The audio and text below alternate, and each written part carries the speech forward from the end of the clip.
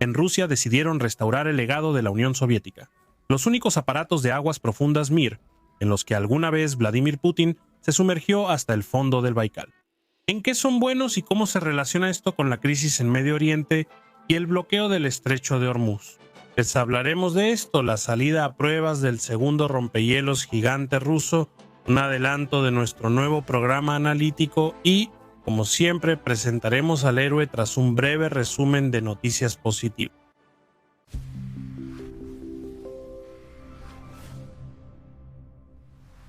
En Novosibirsk inició la producción en serie del dron bombardero Vorovey-15. El clúster de innovación de Moscú lanzó el primer centro de pruebas de ciclo completo para robótica y sistemas no tripulados en Rusia.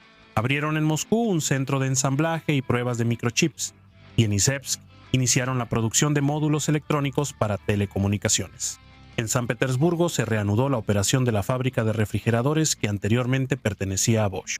En Omsk se inauguró una planta de isoforona para sustituir importaciones y en Samara se produce mástiques y adhesivos para la industria automotriz. En Ivanovo, una planta metalúrgica. En Udmurtia, producción de materiales de construcción. En Rostov, una extractora de aceite.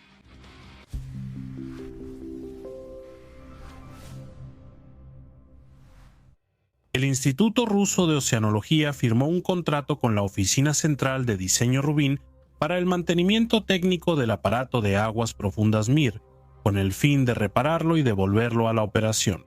Uno de los dos Mir será trasladado pronto del Museo del Océano Mundial en Kaliningrado a Kronstadt para los trabajos necesarios. Con base en los resultados, se tomará una decisión sobre el futuro del aparato, su restauración o la construcción de un nuevo análogo. Para entender la necesidad de este paso, una breve revisión histórica nos ayudará como siempre. El 17 de enero de 1966, cerca del pueblo español de Palomares, a una altitud de 9.450 metros sobre el mar Mediterráneo, ocurrió un accidente aéreo que casi se convirtió en un apocalipsis local. Un B-52 estadounidense chocó con un avión cisterna KC-135 durante el reabastecimiento en vuelo. El avión cisterna y su tripulación fueron destruidos, y el bombardero se desintegró en el aire. Solo unos pocos de la tripulación sobrevivieron saltando en paracaídas. Pero a bordo del B-52 había 4 bombas termonucleares cada una con una potencia de 1,1 megatones en equivalente de TNT, lo que supera decenas de veces la potencia de las bombas que los estadounidenses lanzaron sobre las ciudades japonesas. 3 cayeron cerca de la aldea y la 4ª al mar. El explosivo de 2 bombas que impactaron en tierra detonó y dispersó material nuclear, pero no hubo reacción en cadena ni explosión nuclear. Las consecuencias de la contaminación en esta región de España aún se eliminan, pero la bomba que cayó al mar era la mayor amenaza. No porque pudiera explotar, sino porque los agentes de inteligencia soviéticos podrían llegar primero a este desarrollo secreto de última generación. A los estadounidenses les tomó 80 días buscarla y lograron encontrarla con la ayuda del sumergible tripulado Alvin. Esto fue un gran logro, así como una confirmación de que este tipo de tecnología es apta para cumplir misiones tan importantes. En esos años, la URSS no fabricaba aparatos así.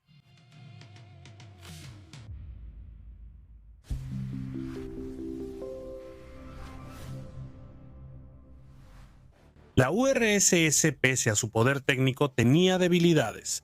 Casi toda su flota científica se construía en astilleros extranjeros. Los aparatos de la serie Piscis, que se sumergen hasta 2.000 metros, los compraba en Canadá. Para superar el rezago se requería crear tecnología para profundidades mucho mayores. Pero no había tiempo para desarrollar la propia, así que el pedido para crear el par Mir 1 y Mir 2 se hizo a una empresa amiga en esos años. En ese momento regían sanciones de Estados Unidos que impedían transferir tecnologías avanzadas a la URSS, como la fundición de esferas de titanio. Pero los finlandeses encontraron una solución y desarrollaron, en lugar del titanio, una aleación especial que resultó ser mucho mejor. Los Mir adquirieron capacidades únicas y podían sumergirse hasta 6.000 metros sin poner en riesgo a la tripulación. Pero su principal diferencia es que funcionan en pareja, gracias a un sistema de control especial. Esto permitió realizar operaciones complejas, respaldarse mutuamente, inspeccionar objetos grandes desde varios ángulos y ejecutar maniobras sincronizadas. Hasta ahora, no existen otros aparatos en el mundo que hagan lo que los Mir hacían. Pese a la fuerte presión política de Estados Unidos y el sabotaje secreto de la CIA en 1987, se terminaron de construir y se entregaron a la URSS. Desde entonces, con el dúo submarino, se han hecho muchas expediciones valiosas en distintos rincones del mundo, en los océanos Atlántico, Pacífico e Índico, incluso para mitigar las consecuencias de los accidentes de los submarinos nucleares Komsomolets y Kursk. En 2007 los Mir ingresaron al libro Guinness por realizar el primer descenso en el Polo Norte geográfico, a 4.300 metros de profundidad, donde colocaron la bandera rusa. Los Mir participaron en la filmación de Titanic de James Cameron y descendieron al transatlántico hundido. El 1 de agosto de 2009, con su ayuda, Vladimir Putin descendió al fondo del Baikal y el Centro Americano de Monitoreo de Nuevas Tecnologías consideró a los Mir los mejores sumergibles habitados de aguas profundas del mundo. Desafortunadamente, para el año 2015, esta maravilla de la tecnología fue puesta en conservación y transferida al museo para su resguardo. El país entró en otra época y redujo la cantidad de expediciones científicas importantes pero costosas. Afortunadamente, al parecer, los aparatos pueden ser restaurados y ahora este asunto empieza a ser tomado en serio. ¿Por qué ahora y para qué?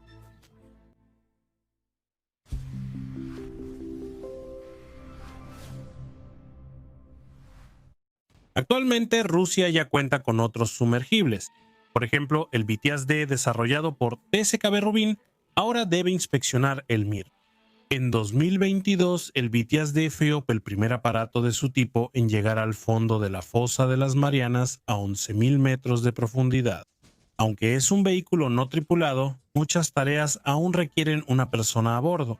Sin embargo, tenemos el cónsul multifuncional del proyecto 16811 o su versión modernizada, RUS, que son capaces de sumergirse con personas a 6.000 metros o más.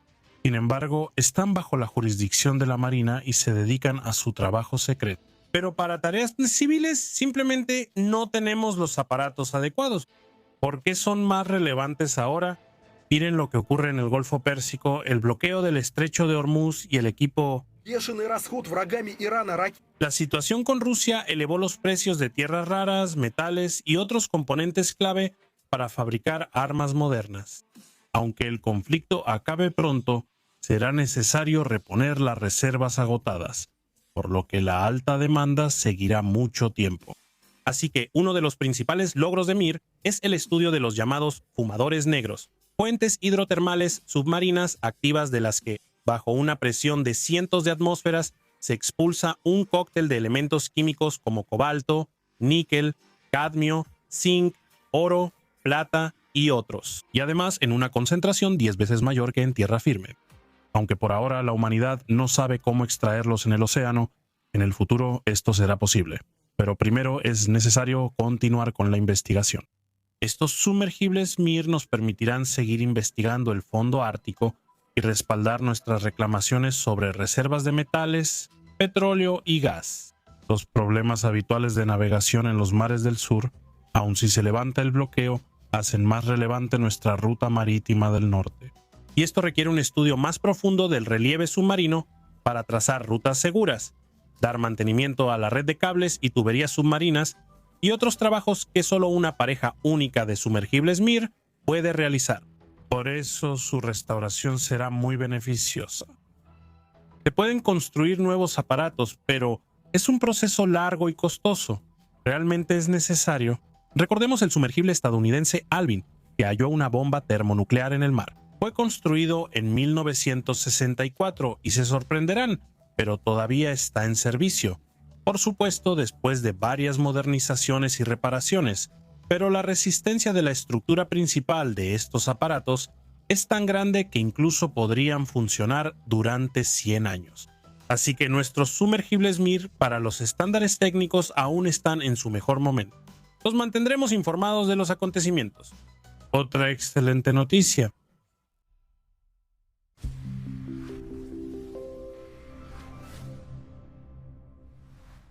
El nuevo buque gasero ruso de clase de hielo reforzada Ark-7 Konstantin Pasiet inició pruebas de mar. En la edición 695 informamos que el primer buque cisterna de esta clase, Alexei Kosygin, inició su primer viaje comercial. Rusia superó las sanciones y terminó sola la construcción de una embarcación compleja. El segundo buque gasero del proyecto ya salió a pruebas. Y esto indica que las tecnologías clave se han dominado con éxito en la serie o han sido reemplazadas. La noticia destaca por la crisis en Oriente Medio, con grandes volúmenes de GNL atrapados en el Golfo y una fila esperando recursos rusos. La falta de buques cisterna de clase de hielo para transportar nuestro gas desde las plantas árticas por la ruta marítima del norte dificultaba el desarrollo comercial. Por eso es gratificante ver cómo los ingenieros rusos demostraron que no hay tareas imposibles para nosotros.